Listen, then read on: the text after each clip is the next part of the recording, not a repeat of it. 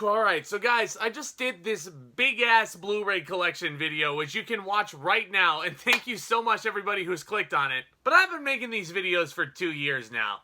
I've been around a while. If you thought I was gonna stop, oh boy.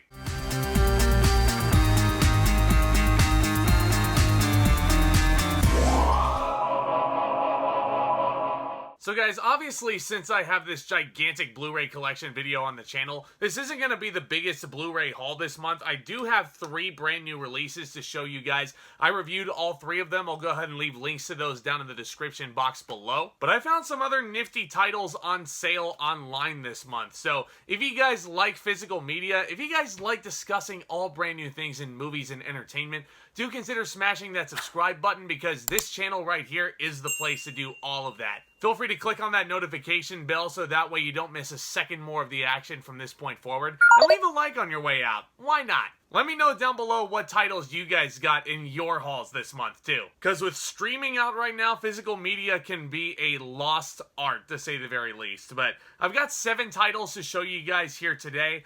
They vary in genre, I will tell you that much. Starting with this title right here, directed by Peter Weir, it's going to be Master and Commander starring Russell Crowe. I found this for dirt cheap on Amazon, and you know what? Honestly, a lot of you guys were telling me that I needed to watch Master and Commander because I have said many times that I'm a big Russell Crowe fan despite, you know, popular belief with other stuff he's done. But I'm a big fan of Gladiator. I'm a big fan of A Beautiful Mind. This movie right here, I feel like will add a lot to that. And with spooky season on the horizon, speaking of, I'm still looking for any other requests for the Halloween special. I've got a nice list, but I am looking for any and all suggestions. But check this out, I added another Sam Raimi title to the pile here. Drag Me to Hell. What a title, right? I have the theatrical cut and the unrated version in this little set right here. I've never seen this before, so I can't wait to check it out. Shout out to my buddy Luke Ponto for suggesting that I pick this up, because I know he is a humongous Sam Raimi fan.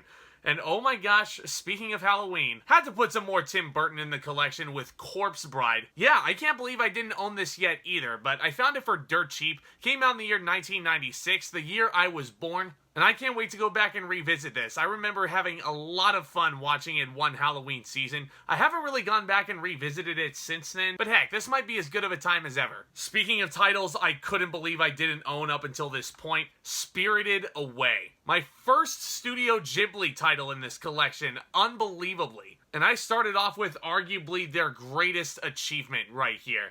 I absolutely love what Hayao Miyazaki did with this film. It is absolutely groundbreaking in the animation realm. And Studio Ghibli, man, they just put some good stuff out. Alright, so now we get into the new releases, and this one, this is like 4 months out from its theatrical release, which is so bizarre. Usually 2 months after a movie's theatrical run, it's already out on Blu-ray, as you can see by 2 other titles, which were big summer hits for me. But here's the first one. This movie came out last April, Sonic the Hedgehog 2. And I don't know if this is just a Paramount thing, because I don't think Top Gun Maverick comes out on Blu-ray until like November. But you know what? Better late than never for Sonic the Hedgehog 2. I had so much fun watching this in the theater. It was packed out the gills with fans. I loved the introduction of both Tails and Knuckles into the film realm. Ben Schwartz was also really, really great in this movie. And I'll tell you what, guys, if Jim Carrey retires as the Eggman, if this is his final role,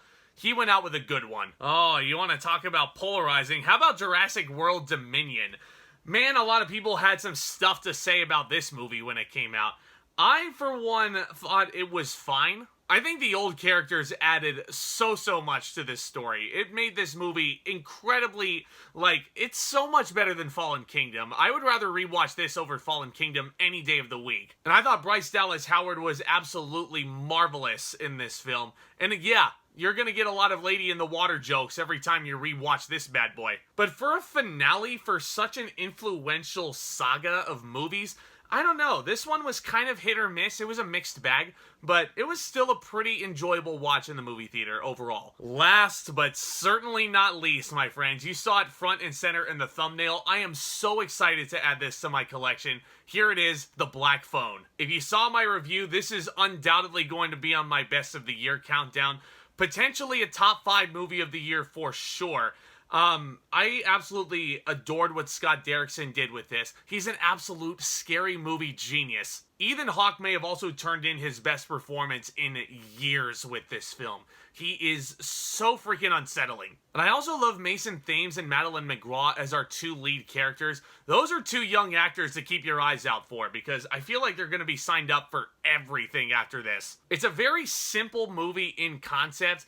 Are some story elements derivative to other classic horror movies? Yeah. But I feel like with what Scott Derrickson was able to do with these derivative elements, he made them his own. I know a lot of people love Sinister. I feel like this movie topped Sinister, which again is saying so much because Sinister is freaking incredible. If you want a purely good scary movie, The Black Phone may be the best that 2022 has to offer when it's all said and done. But folks, there you have it. There is the whole haul for the month. You can go ahead and pause the video and go back and look at the spines just to recap if you want to. Again, guys, thank you all so very much for your continuous support. It really does still floor me. Almost 2 years after starting this channel, it really does mean the world that you guys keep coming back. If you guys are new viewers, this is a good video to get started with. Smash that subscribe button, hit that notification bell one last time if you haven't already. Hit that thumbs up as well, because that is incredibly helpful for the growth of this channel as well. And stay tuned for more fun content hitting the channel very soon. I'm very excited to announce my next retro Disney review. This month, I'm going to be looking at Treasure Planet to commemorate its 20th anniversary this year. Speaking of Disney, I'm going to be doing a live stream on my reactions to all the announcements at the D23 Expo with various panels like Lucasfilm, Pixar probably, Marvel Studios of course. There's going to be a lot to talk about. Disney Plus Day also next week at the time of recording, with Pinocchio coming out next Thursday. Lots of other fun new releases that we can talk about, like Don't Worry Darling, Hocus Pocus 2 is coming out at the end of the month. A lot to look forward to, my friends. But y'all are the best. Once again, thank you all so very much. And with all that being said, Back Talk, commence!